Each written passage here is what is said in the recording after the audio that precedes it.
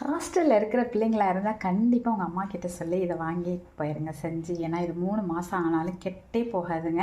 அந்த மாதிரி ஒரு தொக்கு செய்ய போகிறோம். இப்போ அதுக்கு நான் 100 ml நல்லெண்ணெய் விட்டுருக்கேன். அதுக்கு 1 ஸ்பூன் கடுகு, 1 ஸ்பூன் சீரகம் போட்டுக்கலாம். நல்லா பொரியட்டுங்க. கடுகும் சீரகம் நல்லா பொரிஞ்சிச்சா இப்போ 200 கிராம் பூண்டு எடுத்துக்கிறோம். அதில் 100 மட்டும் இந்த மாதிரி போட்டு நல்லா வதக்கிக்கலாம். மிச்சம் 100 கிராம் இருக்குது இல்லையா, அதை வந்து நல்லா பேஸ்ட் மாதிரி நம்ம அரைச்சி எடுத்துகிட்டு வந்துக்கலாம். அதுக்கப்புறமா இது நல்லா பொன்னிறமாக வறுபடணும். அதுக்கு முன்னாடி நம்ம புளியை நல்லா ஊற போட்டுக்கணும். அது எவ்வளவு அப்படின்னா 50 கிராம் புளி. சரிங்களா? இது ஏன் நான் வந்து இந்த மாதிரி அளவுகளோடு சொல்கிறேன் அப்படின்னா, குக்கிங்க்கு நியூவாக இருக்கிறவங்க வந்து இந்த அளவுகளோடு சொல்லும்போது நீங்கள் அந்த மாதிரி செய்கிறதுக்கு உங்களுக்கு நல்லா யூஸ்ஃபுல்லாக இருக்கும் இல்லையா. ஸோ புளியை நல்லா ஊற போட்டுக்கணும். அதில் இருக்கக்கூடிய நார் கொட்டை எல்லாத்தையுமே எடுத்துட்டு அதுக்கப்புறம் அதை நல்லா பேஸ்ட் மாதிரி தனியாக அரைச்சி வச்சுக்கோங்க. பூண்டை தனியாக அரைச்சி வச்சுக்கோங்க. 100 கிராம் 50 கிராம் புளியையும் தனியாக அரைச்சி வச்சுக்கோங்க. சரிங்களா? இது நல்லா பொன்னிறமாக வறுபடட்டுங்க.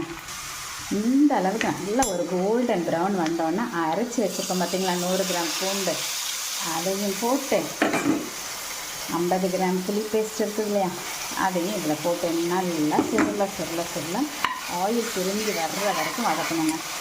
இது வதங்கும் போதே தேவையான அளவுக்கு கல் உப்பு போட்டுக்கலாம். நல்லா எண்ணெய் பிரிஞ்சு வந்துடுச்சு.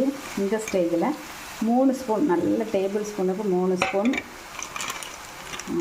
வெத்தல் பொடி, கொஞ்சமாக மஞ்சள் பொடி, அதுக்கப்புறம் பெருங்காயத்தூள், ஒரு 1 ஸ்பூன் கிட்ட பெருங்காயத்தூள் போட்டு நல்லா கிளறுவாங்க. நல்லா வதக்கின உடனே நான் வந்து ஒரு ஸ்பூன் அளவுக்கு வெல்லம் போட்டுக்கிறேன். இல்லை நீங்கள் வந்து நாட்டு சர்க்கரையோ இல்லை ஒயிட் சுகர் ஏதோ ஒன்று 1 ஸ்பூன் அளவுக்கு போட்டுக்கோங்க. சரிங்களா? இந்த அளவு நல்லா வதங்கினதுக்கப்புறமா கடைசியாக கொஞ்சம் நல்லெண்ணெய் ஊற்றி அதுக்கப்புறம் ஒரு 2 நிமிஷம் நல்லா வதக்கணும். இதை வந்து அம்மா தான் செஞ்சு தரணும்னு இல்லை, ஹாஸ்டலில் இருக்கிற பிள்ளைங்க நீங்களே கூட இதை ரொம்ப ஈஸியான மெத்தடில் தான் நான் செஞ்சு கொடுத்துருக்கேன். ஸ்டவ் இருந்தது இல்லை இண்டக்ஷன் இருந்ததுன்னா அதில் நீங்களே செஞ்சு இதை வச்சுக்கிட்டீங்க அப்படின்னா 3 மாதம் ஆனாலும் ஃப்ரிட்ஜில் வைக்கணும்னு அவசியமே இல்லை. வெளியவே கூட கெட்டே போகாது ஃப்ரெண்ட்ஸ். அவ்வளோ நல்லாயிருக்கும். கண்டிப்பாக ஹாஸ்டலில் இருக்கிறவங்க பிள்ளைங்களுக்கு இதை கண்டிப்பாக செஞ்சு கொடுங்க. பூண்டு ரொம்பவே நல்லதும் கூட. ஒரு ஹாஸ்டலில் ஏதோ ஒரு சாப்பாடு பிடிக்கல அப்படின்னா இதை மட்டுமே போட்டு அப்படியே விரவி சாப்பிட்டா அட்டகாசமாக இருக்கும்.